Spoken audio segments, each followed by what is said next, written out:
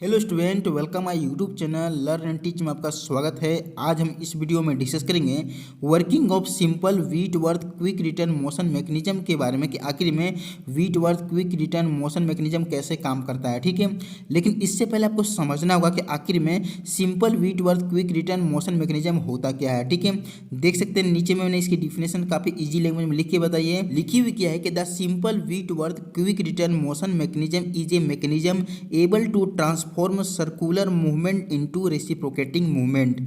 मतलब कहने का मतलब है क्या है कि simple Whitworth quick return motion mechanism एक तरह का क्या होता है, एक तरह का मैकेनिज्म होता है। ठीक है, एक तरह का मैकेनिज्म इस कहने का मतलब है एक तरह का ये तरीका होता है। ये क्या तरीका होता है कि ये जो तरीका होता है सर्कुलर मूवमेंट को एक तरह का यहाँ पे रेसिप्रोकेटिंग मूवमेंट में ट्रांसफर करने का तरीका होता है, उसे कन्वर्ट करने का तरीका होता है। ठीक है, मीन्स गोल गोल घूमने वाले को जो मोशन है उसको ट्रांसफर करता है आगे पीछे रेसिप्रोकेटिंग मूवमेंट में। ठीक है, इसे मोटर साथ जब कनेक्ट होती है तो ये क्या होती है, सर्कुलर यहाँ पे इसकी जो क्रैंक है रोटेशन करती है और ये सर्कुलर मोशन को एक तरह का यहाँ पे कोई भी यहाँ पे कनेक्टिंग यहाँ पे रड के सहयोग से उसे कनेक्ट कर दी जाती है और वो जो कनेक्टिंग रड क्या काम करती है, मूवमेंट करने के बाद उसे एक तरह का रेसिप्रोकेटिंग मूवमेंट में कन्वर्ट करता है, मतलब उसे आगे पीछे मूव कराता है। ठीक है, तो ये होता है एक तरह का simple Whitworth quick return motion mechanism. ठीक है, आगे पीछे इसलिए इसे किया जाता है क्योंकि इसके आगे हम इस्तेमाल करते हैं एक तरह का टूल का, ये जो टूल है मटेरियल को कटिंग करता है। ठीक है,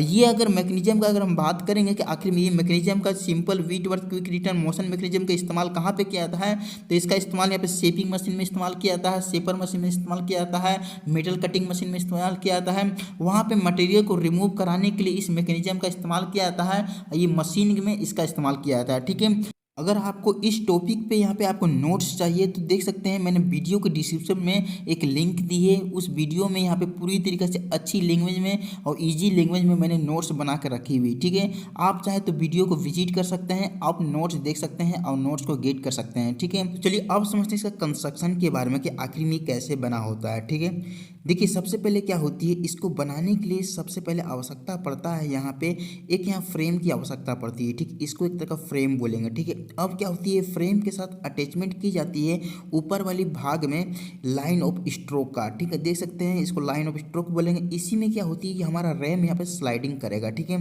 अब क्या होती है, ये जो फ्रेम है जस्ट इसके ऊपर हम यूज करते हैं एक तरह का क्रैंक का, जिसको एक तरह का बुल गियर भी आप इसे बोल सकते हैं। ठीक है, यही क्रैंक जब 360 डिग्री पर रोटेशन करता है तो इसके साथ जो अटैचमेंट की जाती है रैम, तो यहाँ रैम यहाँ रेसिप्रोकेट करके आगे की और मटेरियल को रिमूव करता है जब उसके आगे हम कोई भी अगर टूल को लगाते हैं तब। ठीक है, अब क्या होती है, ये जो क्रैंक है, क्रैंक के ऊपर वाली जो ये रॉड को एक तरह हम लोग कनेक्टिंग रॉड बोलेंगे। ठीक है, यही रॉड क्या होती है, इसके बीच में स्लोट कटी होती है और इसके ऊपर में एक यहाँ स्लाइडिंग पिन का इस्तेमाल किया जाता है जो यहाँ पे रिक्वायरमेंट के हिसाब से इसके बाद में एडजस्ट आप कर सकते हैं। ठीक है, अब क्या होती है, ये जो स्लाइडिंग पिन है जस्ट इसके ऊपर में यहाँ पे एक अटैचमेंट की जाती है जिसको एक तरह का सोलोटेड बार बोलते हैं। ठीक है, देख सकते हैं, ये देख सकते हैं बीच में फंसी होती है स्लाइडिंग पिन। ठीक है, ये जो सोलोटेड जो बार है ये नीचे की और यहाँ फिक्स लिंक के साथ यहाँ पे क्या होती है, पिवोट होती है, मीन्स अपने पॉइंट पे यहाँ पे फिक्स होती है। ठीक है, सिर्फ ये मूव करती है लेफ्ट और राइट की और यहाँ पे जब यहाँ क्रैंक जब 360 डिग्री पे रोटेशन करता है तब। ठीक है,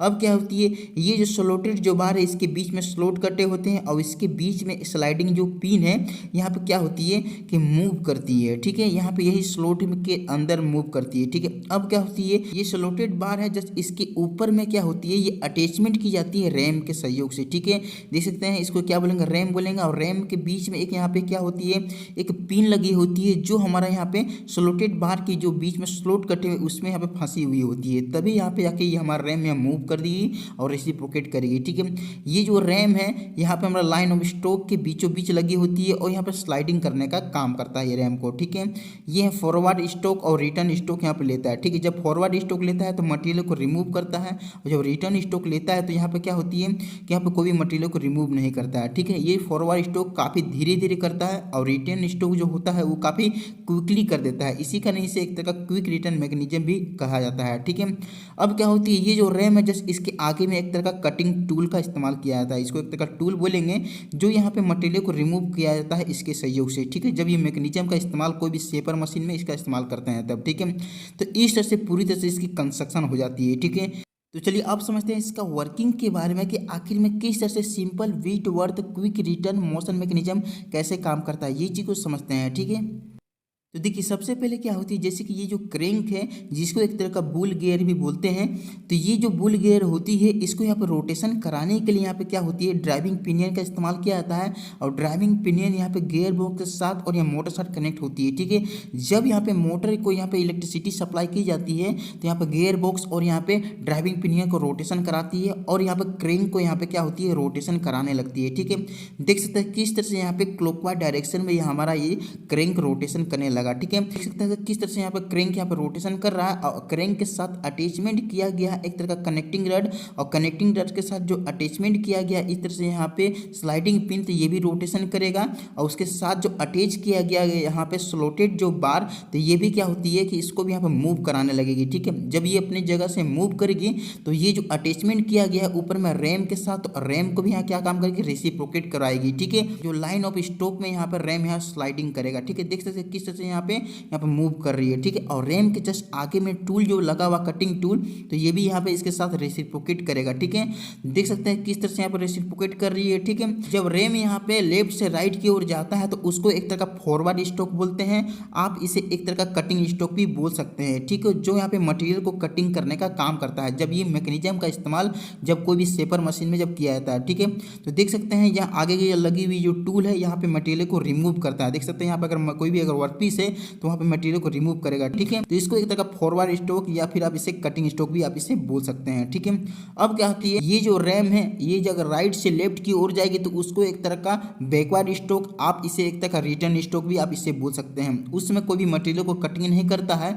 कटिंग किया हुआ जो मटेरियल है उसके जो चिप्स है उसको गिराने का काम करता है। ठीक है, ये एक तरह का आप इसे एक तरह क्विक रिटर्न मैकेनिज्म आप इसे बोल सकते हैं, क्योंकि ये क्विकली यहाँ पे क्या होती है कि रिटर्न हो जाती है। देख सकते हैं किस तरह से क्विकली यहाँ पर रिटर्न हो जाती है। ठीक है, जब ये रिटर्न स्टॉक होती है। ठीक है, जब कटिंग करती है तो ये धीरे धीरे जाती है और मटेरियल को कटिंग करती है। ठीक है, जो कटिंग करने का जो डिग्री होता है 240 डिग्री होता है। ठीक है, और जब रिटर्न स्टॉक का जो डिग्री होता है यहाँ पे 120 डिग्री पे होता है। ठीक है, 120 डिग्री जब रोटेशन करता है तो रिटर्न स्टॉक होता है, काफ़ी क्विकली यहाँ पे रिटर्न हो जाता है अपने जगह पे। ठीक है, और जब यहाँ पे जब मटेरियल को जब कटिंग करना होता है तो 240 डिग्री जब ये रोटेशन करता है क्रैंक, तभी जाके यहाँ मटेरियल को कटिंग करता है। ठीक है, और 120 डिग्री जब रोटेशन करता है क्रैंक तो वहाँ पे रिटर्न स्टॉक हो जाता है। इसी कारण इसको एक तरह का क्विक रिटर्न मैकेनिज्म यहाँ पे कहा जाता है। ठीक है, इसको इसलिए ऐसा इसे बनाया गया है, इसलिए इसे डिजाइन किया गया है कि जल्दी से यहाँ पे मटेरियल के ऊपर से मेटल को रिमूव कर सके, इसी कारण इसे इस तरह बनाया गया है। ठीक है, तो मुझे आशा है कि आपको इसके बारे में बढ़िया तरीके से समझ में आ चुका होगा।